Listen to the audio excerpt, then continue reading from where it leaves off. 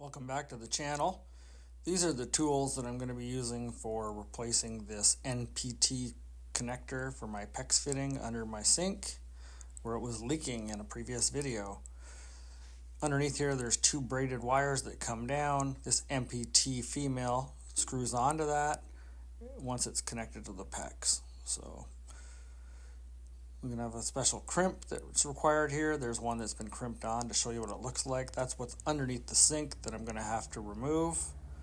I'll either cut it off or just cut the pipe below it. Probably easier just to cut the pipe below it. But that's what it looks like when it's crimped on. So again, PEX, female NPT. I brought Teflon tape just in case. I didn't end up using it. But you see it just slides right in there and you crimp it on. These cutters that you see to the right, highly recommended. They do a great job of making sure you're cutting your pipe clean off on a 90 degree, and it'll do up to an inch pipe. As you can see there, they were quite inexpensive, but I bought them so long ago I can't even tell you how much they were. And the matching crimper, it's a customized crimper. There's a variety out there. Just make sure that when you buy crimpers, you know which clamps you need for them. But you just open it up, crimp it down until it's always closed, and yeah, it ends up looking like this when you're done crimping it. This is the before, and the crimper grabs the shoulders of this on either side, looks like the top of a diamond ring. And when it's done, it looks like that. All right, a couple rags just in case. I've drained my hot water low point drain just to make sure I don't have any unnecessary water sitting in those pipes, but if I do, I got a rag to quickly grab that. As always, I really appreciate you taking the time to watch my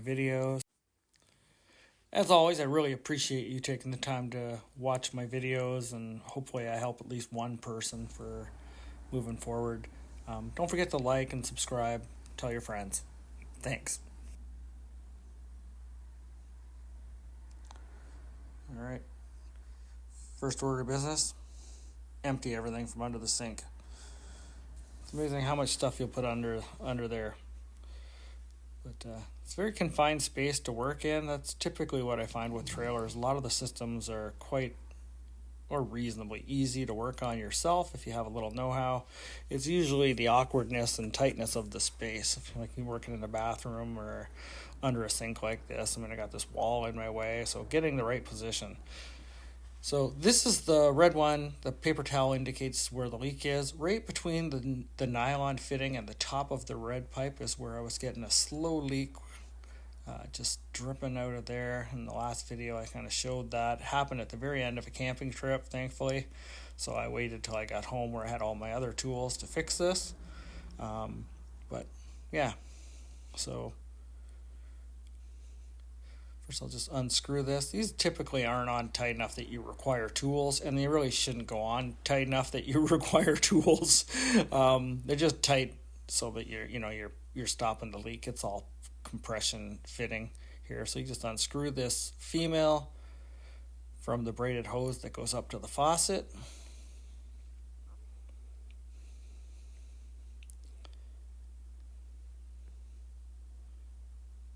All right. Go. Alright, there's not a lot of room under there, but as you can see I've cut the hose off clear right underneath the clamp, because those clamps are remarkably difficult to cut off, as I found out. But I had space to clip underneath, and I'll show you, I made sure that I still had room for like that my hoses are still going to touch each other here, so I don't have to worry about putting any kind of an extension on. But if I did, I could put a coupler on there, crimp it on, and a little piece of hose to give myself more space. So it wouldn't have been the end of the world, but thankfully I don't have to add another connection under my sink. You will find your clamp will slide all the way down the pipe, so I like to get it started a little bit to give it some friction on the pipe so it doesn't slide away on me. Should note, these are all nylon. So the new one's going to have a brass fitting, which hopefully will provide a more secure place where the crimp actually goes on and bites onto that that inserted piece there that you can see. Also note, put your crimp over the hose before you put the fitting in, because you can't put it on afterwards. It has to slide on your hose, as you know, as you see here. I'm just grabbing it with those crimpers, doing a partial crimp, making sure that is seated flat against the top of the hose. Apologize, I know it's kind of crappy right here in the video, but I'm just holding it down. And those crimpers are a two-handed operation. When they're open, they're so wide you can't grab it with one hand unless you've got like shack hands. But there we go. Okay, now I'm gonna fully seat that crimp by closing the pliers entirely. There we go. So now it's crimped on. I had tightened it up just a little bit to make sure that everything was snug, but not set yet, just because that clamp slides all the way down the pipe on you behind this false wall. So I just crimped it on a little bit to keep it where I wanted it. All right, so there we go. It is on. I'm yanking on it. I'm pulling on it. It's pressed tight. You know, again, not like the space that's on that nylon one. Okay, and we just screw it on. And like I said before, no Teflon tape for these type of fittings because they're compressed fittings. But I'm having a heck of a time trying to get this screwed on here, as you'll see. And it turns out that this rubber bushing that you can see inside the new fitting, the old one, when I disconnected, came out and is in the bottom of the hose. So it was impossible for me to screw it in. I couldn't understand because they usually screw together so darn easily. And I struggled with this for a bit. And thanks to the magic of cameras, we managed to save you the pain of having to watch my shame. So again, just nice and tight. I mean, if you're a bodybuilder, very lightly. If you're not a bodybuilder, maybe a little tighter, but I tend to just go finger tight and then a little bit more, and that has kind of been my go-to and has never been an issue for me yet. And worst case scenario, if it wasn't tight enough, I go underneath, grab onto that, and tighten it just a little more till the leak stops. So they are nice to work with. I believe the leak was a result of either that bushing in there drying out and failing, or maybe a crack down the spine that inserts into the pipe. Regardless, we found it fast and it was an easy fix. Yeah, I mean, could I fix that blue one now? Yes, but I tend to not fix things that aren't broken, and that'll come back to bite me, and I will show you my shame in a future video when I come back to do the exact same thing on the blue, because, you know, I really should have replaced both of them just to be on the safe side. But there's so many fittings that aren't leaking. You know, what's the point of going and touching them for the sake of touching them?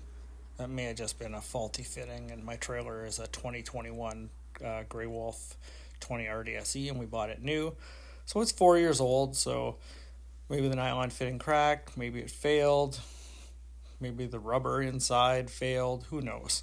But luckily it failed light, we found it quick, and we're able to remediate this because we had all the parts available.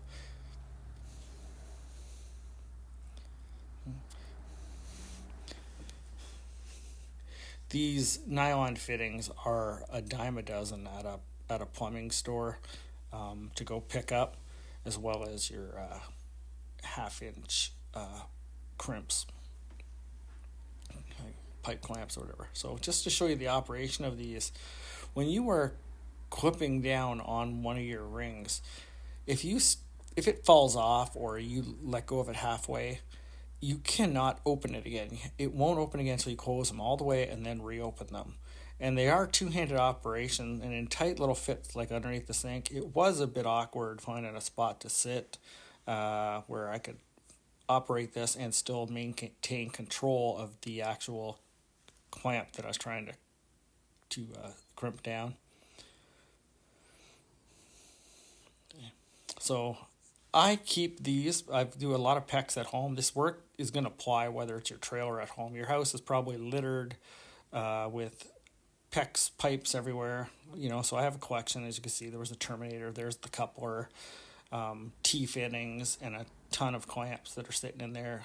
And now I have 5 new PEX female NPT fittings for under the sink that I bought in the bag. I picked those up on Amazon. Paid too much for them. If I'd went to the retail plumbing store in town, I probably would have got them for $1 or $2 each, but I probably paid about $5 each because I was under pressure to try and get this quickly.